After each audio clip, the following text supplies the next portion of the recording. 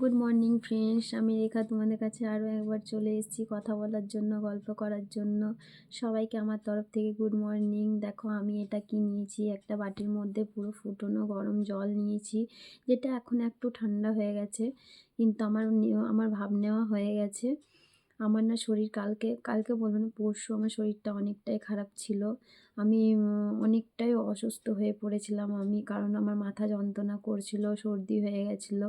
তার কারণে দেখো আমি গরম জল নিয়ে নিয়েছি, গরম জলে 2টো কর্পূরের টুকরো ফেলেছি, বেশি না কিন্তু 2টো কর্পূরের টুকরো ফেলে সেই ভাপটা তোমরা এইভাবে মাথাটা ঢাকা নিয়ে তোমরা ভাপটা নেবে। তোমরা আবার গরম জলের ভেতরে মুখটা ডুবিয়ে দিও না কিন্তু, নাহলে কিন্তু মুখটা পুড়ে যাবে। গরম জলের ভেতরে এইটুকু হালকা ঢাকা নিয়ে তোমরা শ্বাসটা ভেতর দিকে টানবে, দেখবে তোমাদের সর্দি, কাশি আর মাথা যন্ত্রণা সব কিছুই ঠিক হয়ে যাবে। তোমাদেরকে তাই আমি একটা কথা বলতে চাই, কিছু কিছু মানুষ থাকে দেখবে, কিছু বলবো না, প্রায় মানুষই দেখবে একটু কিছু প্রবলেম হলে ডাক্তারের কাছে ছুটে দৌড়ে দৌড়ে চলে যায়। কারণ আমিও যাই, আমি বলবো না আমি যাই না, আমিও ছুটে যাই ডাক্তারের কাছে, কিন্তু কিছু কিছু মানুষ থাকে যে বাড়ির মেডিসিন নিতে চায় না। আমি তোমাদেরকে একটাই কথা বলতে চাই, দেখো বাড়িতেও কিছু কিছু থাকে জিনিস যেগুলোতে সুস্থ হওয়া যায়। যেমন দেখো হচ্ছে আমার আমার প্রবলেম হচ্ছে সর্দি, মাথা যন্ত্রণা, কাশি, এগুলো প্রবলেম হচ্ছে, ঠিক আছে? তো তার কারণে আমি একটা গরম জল নিলাম, গরম জলে 2টো কর্পূরের টুকরো ফেললাম, সেটা ভাপটা ভেতর দিকে টানার চেষ্টা করলাম, সেটাতে দেখবে অনেকটা রিলিফ পাওয়া যায়, অনেকটা সুস্থ হয়ে ওঠা যায়। সেই জন্য তোমাদেরকে আমি কিছু কিছু মেডিসিন বাড়িতেই বলবো, যেটা তোমরা সুস্থ হয়ে উঠতে পারবে। যদি কারো খুব অনেক বেশি কাশি হয়ে গেল, তো তখন একটা জিনিস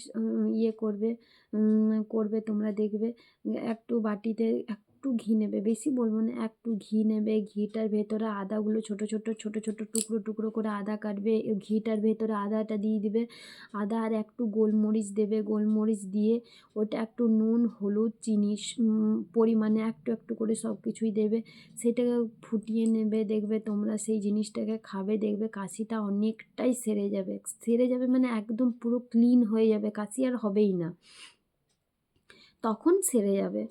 সেই কথাটা তোমাদেরকে বলছি। আর যদি কারো একটু জ্বর আসে তো তোমরা তো জানোই, জ্বরের জন্য শিউলি পাতা মাস্ট ইম্পর্ট্যান্ট।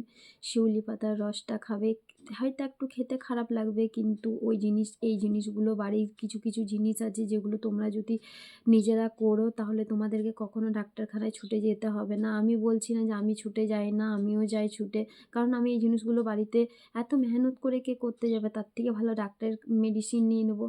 কিছু কিছু মানুষের মনে হয়, সেটা আমারও মনে হয়, আমি তোমাদেরকে বলছি। কারণ শিউলি পাতার রসটা খাবে, দেখবে জ্বর কমে যাবে। করলা পাতা যে আছে, করলা পাতা দেখবে হাতে তল পায়ে যদি ঘষবে, জ্বরটাকে টেনে নেয়, কারণ তেতো জিনিসের এতটাই ক্ষমতা থাকে যে জ্বরটাকে টেনে নিতে পারে।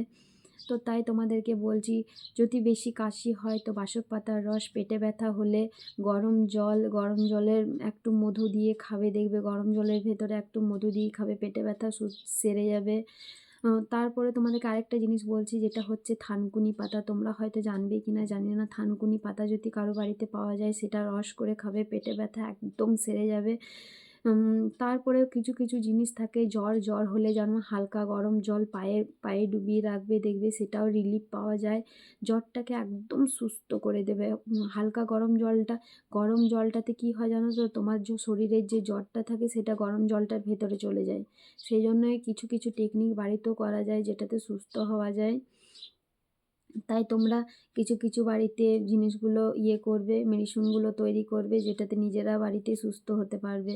যেমন হচ্ছে দেখো, তুলসী পাতার মধু, বাচ্চাদের যদি শরীরে প্রবলেম হয়, কাশি হয়, সর্দি হয়, তুলসী পাতার মধু দেবে, দেখবে একদম বাচ্চা সুস্থ হয়ে যাবে, কাশি হবে না, কিচ্ছু হবে না। তো তাই কিছু কিছু জিনিস আছে বাড়িতে তৈরি করলে তোমরা দেখবে অনেকটাই রিলিফ পাবে, অনেকটাই সুস্থ হয়ে উঠবে, হসপিটালে যাওয়ার দরকার হবে না। কিন্তু আমি বলবো না যে আমি হসপিটালে যাই না, আমিও যাই ডাক্তারখানায়, কিন্তু আমি করতে চাই না তাই যেতে হয় আমাকে।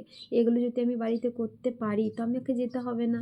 তো আমি ভাবলাম যে আমার শরীরটা এতটাই অসুস্থ আছে, তাই ভাবলাম একটু গরম জল করে দুটো কর্পূরের টুকরো ফেলে শ্বাসটা নিয়ে দেখি কেমন লাগে, কিন্তু অনেকটাই রিলিফ পাওয়া যাচ্ছে। তাই আমি তোমাদেরকে শেয়ার করলাম ভিডিওটা। আরও অনেক কিছু শেয়ার করব, যেগুলো আমার জানকারি আছে সেগুলো আমি তোমাদেরকে দেবো। যেগুলো আমি কিছু এমন জিনিস আছে যেগুলো জানি, তোমরা হয়তো সেগুলো জানো না, কিন্তু তোমাদের কাছে পৌঁছে দেবো সেই জিনিসগুলো। তোমরা করবে, দেখবে অনেকটাই রিলিফ পাওয়া যাবে। ঠিক আছে, টাটা বাই বাই। আমার ভিডিও ভালো লাগলে আমাকে কমেন্ট করে জানাবে। আর টাটা বাই বাই, বেশি কিছু বলবো না, ভিডিওটা কিন্তু বড় হয়ে যাবে বেশি কিছু আরও বললে।